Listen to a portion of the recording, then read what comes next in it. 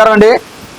ఈరోజు మా వార్డు 24వ వార్డులో ఎన్నో అభివృద్ధి కార్యక్రమాలు చేశారు. ఈ 2 సంవత్సరాలు మా ప్రభుత్వం వచ్చిన తర్వాత, తెలుగుదేశం పార్టీ ప్రభుత్వం వచ్చిన తర్వాత సుమారు 1,18,00,000 రూపాయలు అయ్యన్న పాత్రుడు గారు మా వార్డుకి ఇవ్వడం జరిగింది.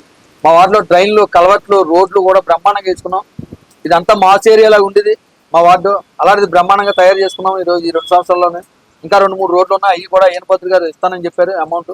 అవి కూడా పూర్తి చేస్తాం వాళ్ళ ప్రోత్సాహంతో. మా వార్డే కాదు, నర్సీపట్నం నియోజకవర్గం మొత్తం కూడా సుమారు 500 కోట్లు తెచ్చారు అయ్యన్న పాత్రుడు గారు అభివృద్ధి కార్యక్రమాలకు. ఓన్లీ అభివృద్ధి కార్యక్రమాలకి ఏ నాయకుడి ఎంత గెలుపు ఓటములు సహజం. అయ్యన్న పాత్రుడు గారు కూడా 2 సార్లు ఓడిపోతే ఎవరెవరో గెలిచారు.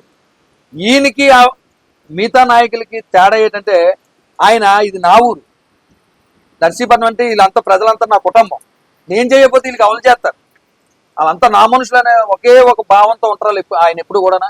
అందుకే ఈరోజు చూస్తే నర్సీపట్నం 45 సంవత్సరాల్లోని కూడా ఆయన రాజకీయంలోకి వచ్చిన దగ్గర నుంచి 83 నుంచి కూడా ఆయన తెచ్చిన హాస్పిటల్స్ కానీ, ఆయన తెచ్చిన కాలేజీలు కానీ, ఆయన వేసిన రోడ్ల మీదే మేమంతా కూడా సంతోషంగా ఉన్నాం. ప్రభుత్వం మారిన తర్వాత ఒక్కొక్క పార్టీలు ఎమ్మెల్యేలు రావచ్చు, ఏ రోజు కూడా నర్సీపట్నం అభివృద్ధి వైపు వాళ్ళు ఎప్పుడు కూడా బుర్ర పెట్టలేదు. మనం చూసుకుంటే గతంలోనే గత 5 సంవత్సరాల్లోనే వైసీపీ ప్రభుత్వం వచ్చిన తర్వాత ఇక్కడ పెట్లగానే గెలిచిన తర్వాత ఏ వార్డులోనే కూడా డెవలప్మెంట్ లేదు, అయిపోయింది. వాళ్ళు ఏంటంటే నాకు ఏటెత్తావు కాంట్రాక్ట్, నువ్వు నీకు కాంట్రాక్ట్ నువ్వు వర్క్ తీసుకుంటే నాకు ఎంత ఇస్తావు అన్న భావనలో ఉండిపోవడంలో కాంట్రాక్ట్లు కూడా వచ్చేవారు కాదు. కాంట్రాక్ట్లు చెప్పేవారు మాతో స్వయంగా. ఎందుకు ఉదాహరణకు మా వార్డులోనే ఇక్కడ చెరువు దగ్గర పార్క్ వెనకాల శంకుస్థాపన చేసాడు రోడ్డుకి పెట్లగానే. ఆ దెమ్మ అలాగే ఉంది, రోడ్డు వేయలేదు. ఇప్పుడు వచ్చి 4 సంవత్సరాలు 5 సంవత్సరాలు వాళ్ళ ప్రభుత్వంలో 4-5 ఏళ్ళు కలిసిపోయింది తప్ప ఎవడు దాని ముఖమే చూడలేదు. వాళ్ళకి వీళ్ళకి అదే తేడా. అవి ఎక్కడి నుంచో వచ్చాడు. ఈరోజు నర్సీపట్నం అభివృద్ధి చేస్తుంటే చూడలేక సృష్టి క్షేత్రాన్ని కూడా అడ్డుకుందామని ప్రయత్నం చేశాడు. అది విఫలమైంది అనుకోండి కాదు చెప్తున్నాను. అలాంటి వాళ్ళు ఆపితే ఆగిపోయింది కాదు. ఈరోజు నర్సీపట్నం అంటే అభివృద్ధి చెందిందంటే ఒక అయ్యన్న పాత్రుడు గారి కుటుంబం వల్లే.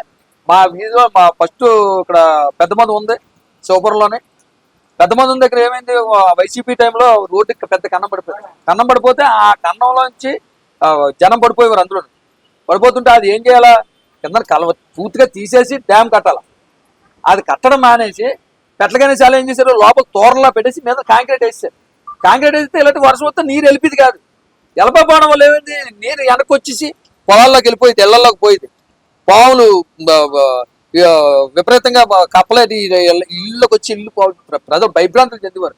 రైతులు వ్యవసాయాలు పోయి పొలాలు నిండిపోయి నీరుతో. నిండిపోతే మా విజయ్ చూసి, అయ్యన్న పాత్రుడు గారు పెద్ద అబ్బాయి చూసి, మా ప్రభుత్వం వచ్చిన తెలుగుదేశం అయ్యన్న పాత్రుడు గారు గెలిచిన వెంటనే ఆ కలవర్ని వేసి బాధ్యత నేను తీసుకుంటానని చెప్పి మాట ఇచ్చారు.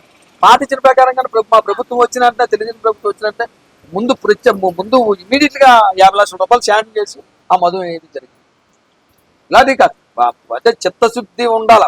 నాయకుడు అన్న ప్రతి ఒక్కరు ఎమ్మెల్యేలు అవుతారు, మంత్రులు అవుతారు, ఆ చేసాడు లేరా అనిపించుకుంటారు. అలా కాదు, ఏం చేశాడు అనిపించుకోవాలా. అది ఒక అయ్యన్న పాత్రుడు గారి కుటుంబానికే చెల్లిందని ఈ సందర్భంగా చెప్తూ